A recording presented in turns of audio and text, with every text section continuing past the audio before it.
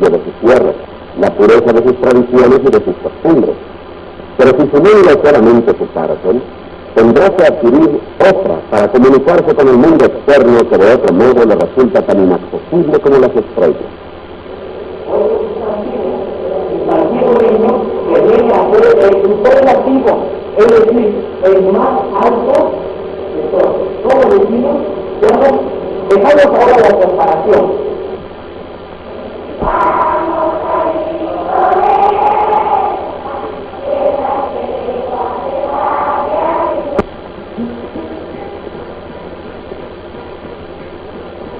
Para cantar el himno de México es preciso conocer el idioma en que fue escrito. En el pueblo de Guamelula y en otros pocos lugares de la región central, prácticamente todos hablan ya el castellano. En cambio, en la zona Huave, la lengua indígena sigue tan vigente como hace siglos. Escúchenla, escuchen una canción Huave. Está sonando con raba, para la semana que van a bailar. Está sonando con raba,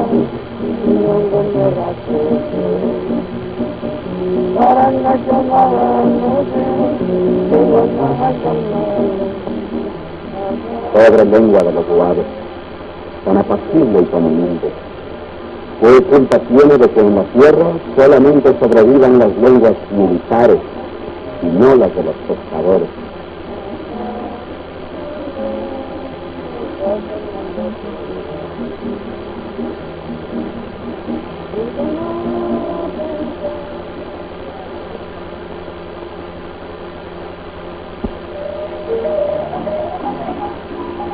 En esta pequeña clínica construida personalmente por los padres Orlazos, se imparten primeros auxilios, se distribuyen algunas medicinas y se atiende a los heridos.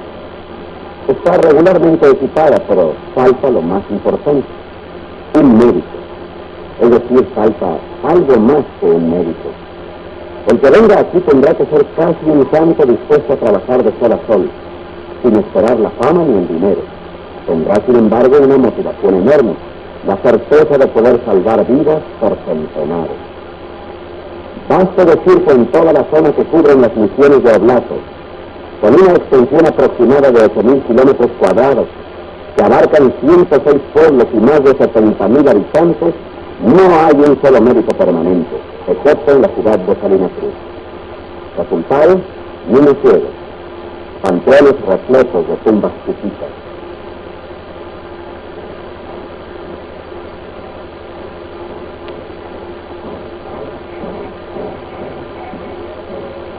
Esporádicamente llegan a esta zona de la Sierra Oaxaqueña jóvenes pasantes de medicina y enfermeras profesionales que generosamente regalan varios meses de su vida para aliviar el intenso sufrimiento de estos pueblos carentes de atención médica.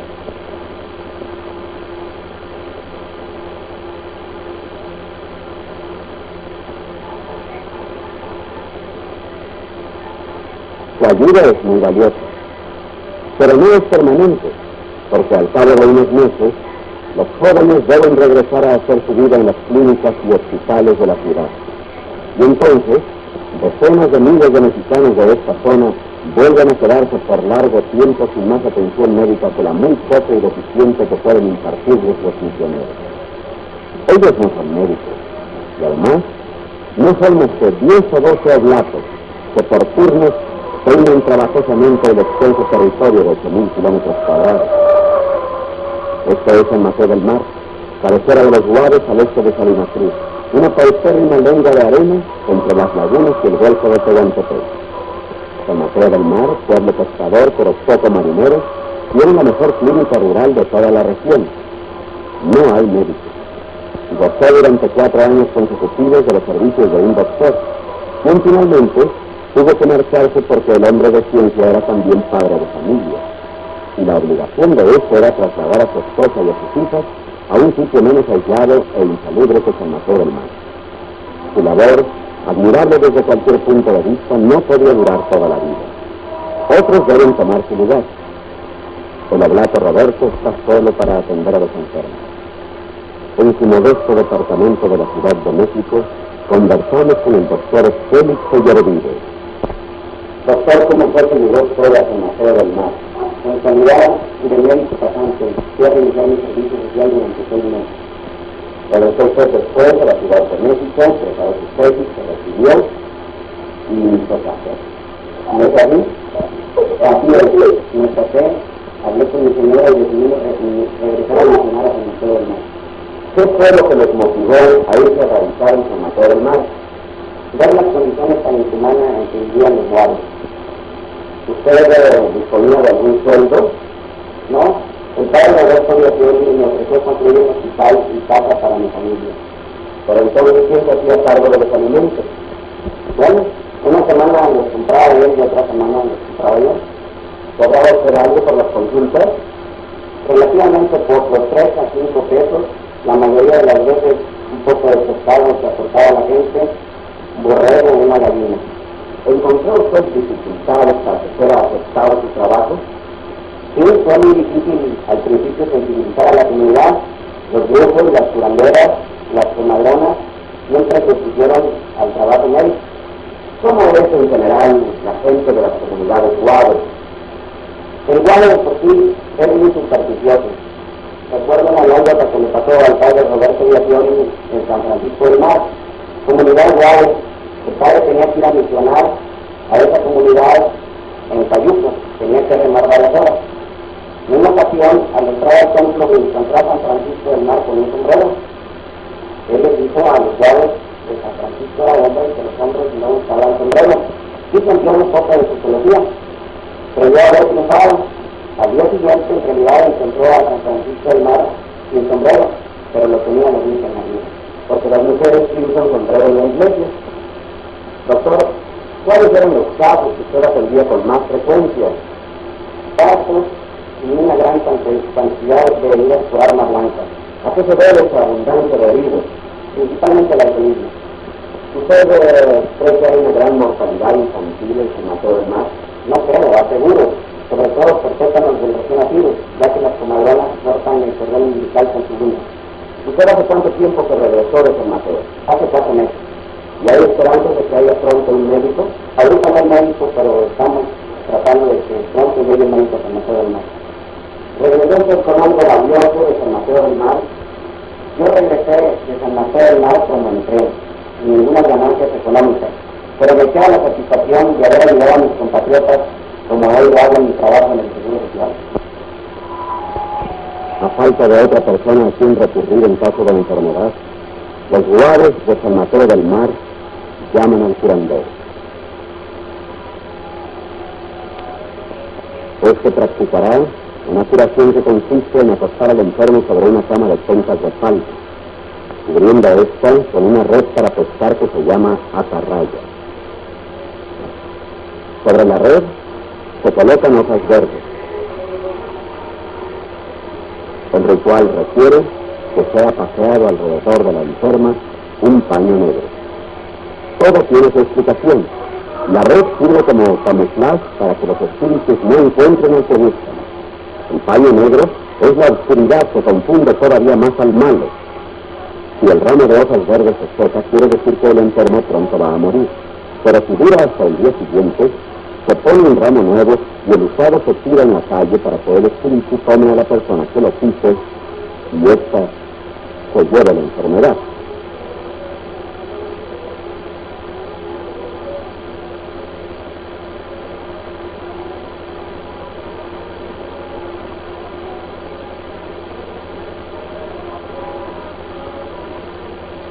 Veamos ahora lo que sucede en Huamelula. Allí es frecuente una enfermedad llamada espanto, que al parecer aflige a los indígenas más que ninguna otra. El espanto consiste en nada menos que en la pérdida del alma.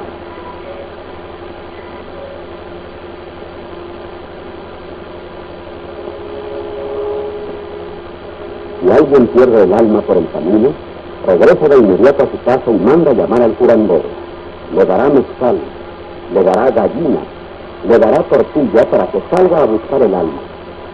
Si esta solamente se perdió, bastará con que el curandero la recobre de la tierra, pero si los espíritus se dieron cuenta y se la llevaron, la cosa es más complicada. Será necesario hacer una limpia.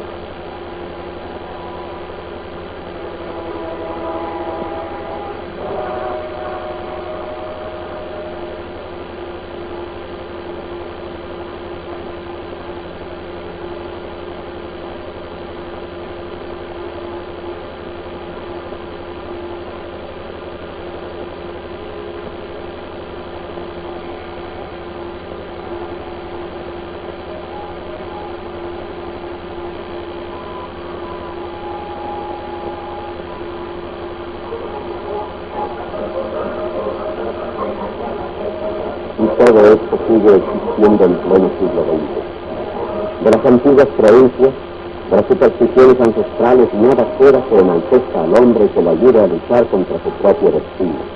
Al contrario, todo es hostil, nada parece ya favorable. Ni las técnicas modernas, cuyos espectaculares avances han merecido el calificativo de mágicos, pueden destronar a los espíritus malévolos. Se pueblan montañas y ríos. Ni pueden reemplazar a esa lista interminable de nahuales que va desde la hormiga hasta el perro, seres mágicos todos depositarios de la vida y de la muerte. El maestro rural, lo mismo que el médico y el misionero, la trabajadora social, el trabajador sanitario, suelen encontrar un adversario común. Nosotros lo llamaríamos brujo, pero la gente del pueblo no le da este nombre, sino otro más respetuoso, el pulseador. Es el que pulsea la cuerda, o sea, el que palpa una vena para saber si el interesado va a vivir mucho o poco tiempo. El sopleador es el especialista en rociar a los enfermos con mezcal anisado. Para rociarlos emplea naturalmente la boca, bebiendo la mitad de cada buque y soplando el resto sobre el paciente. Los espiritistas se especializan en hablar con los espíritus. Y la gente piensa que pueden ser contratados para que empleen contra algún enemigo sus poderes para hacer el mal.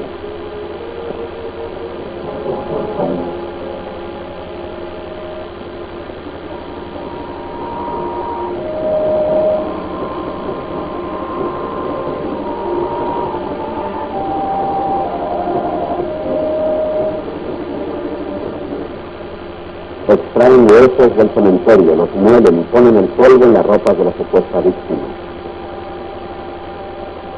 Finalmente tenemos a los especialistas en diligencias, que pueden ser también muy nocivos cuando impiden que los enfermos reciban atención adecuada y oportuna.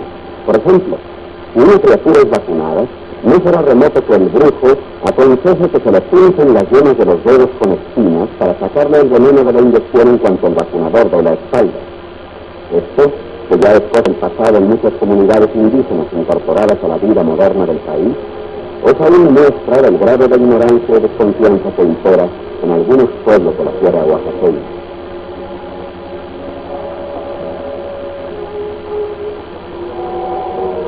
Es natural que aquí las cosas se le dificulten al forastero, sobre todo al recién llegado, cuando no se sabe cuáles son sus intenciones. Después de todo, el forastero en tierra central suele ser el que engaña, el que humilla. En una entrevista con el presidente municipal de Guamulula, a quien vemos aquí, escuchamos la vívida descripción de los tipos indeseables. El ladrillo que se lleva por unos miserables centavos lo poquito que sobra de ajonjolí, de maíz, de frijoles. El que vino a deslindar terrenos, cobró un adelanto y desapareció. El que fabrica ese mezcal barato, bestialmente barato, que es mucho peor que las penas. Todos los que son como ellos, los que en conjunto componen el amarillento retrato del explotador y del falso redentor del indio, ya son tan conocidos que no vale la pena volver a señalarlos. A veces el desencanto hace pensar que nunca dejará de haber quien exprima al ignorante, al enfermo, al necesitado, y hay que tener una sólida convicción para no abandonarse al sí mismo y no caer en la tentación de aceptar la derrota frente a la explicable resignación del indígena. El hecho de ser sacerdote no confiere ningún privilegio especial en la tierra. Hay que usar discreción y bondad y ternura para romper la terrible muralla del silencio y de la resignación. Con infinita paciencia, el sacerdote anda en los pueblos y en el monte, logrando una pequeña victoria aquí y otra más allá, esperando días, semanas, tales años para subir con paso cauteloso al encuentro de la comprensión y a la conquista última de la confianza. Aunque de pueblo en pueblo varía el grado de aceptación que se otorga al misionero, por lo general puede moverse con libertad en busca de ocasiones para servir, que son resquicios para penetrar a lo más íntimo del individuo y de la familia. Si vemos al misionero, que va a atender a un hombre cuya labor fue interrumpida en el campo por la mordedura de una serpiente.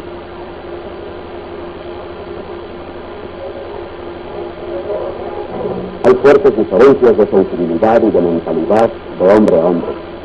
Existe la tremenda barrera de los idiomas y de los dialectos, pero el misionero encuentra de algún modo vías de comunicación y maneras de superar las dificultades del medio, adaptándose a él sin pretender torcerlo a su capricho. El oblato debe saber convivir con su grey, entregarse a ella. Sin embargo, no podrá ser idéntico a los demás habitantes de la comunidad, a pesar de su humildad, de su pobreza y de la austeridad de su ministerio. Siempre habrá alguien más humilde, más pobre, más cansado que el propio misionero. Él será siempre un forastero que no pertenece al término nosotros, sino al término ellos. Un organismo insertado pero no asimilado. Un hombre que no actúa como los demás, que resulta exótico por su lengua, sus costumbres, su ropa. Con todo, la ancestral sabiduría del desamparado percibe por debajo y por encima de las diferencias externas la verdad de las intenciones y la bondad de las obras.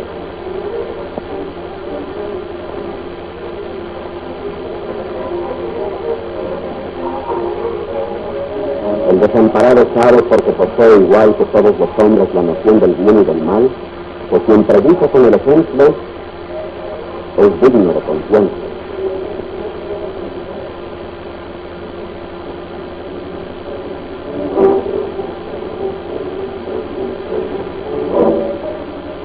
El misionero se convierte de este modo en un agente de la Guasá de Guanelila y en un aliado de todos los que llegan al pueblo para trabajar sinceramente por el bien verdadero de los desamparados. Él, el hombre de la sotana blanca, tiene una misión difícil por cumplir y le hace falta ayuda, mucha ayuda. Como lo atestiguan las viejas iglesias de la región, la palabra de Cristo llegó aquí desde hace 4 siglos en labios de los primeros misioneros. Aún antes de 1569, el año que la historia señala como el de la consolidación del dominio español en esta serranía, ya los dominicos habían emprendido sus tareas evangelizadoras. Pero ni los frailes asombrosamente vigorosos de aquella época, ni muchos otros que vinieron más tarde, pudieron dejar todos sus objetivos cumplidos. Sembraron la semilla de la fe, sin que pueda decirse que haya concluido la conquista espiritual o que hayan logrado desterrar absolutamente las viejas creencias indígenas.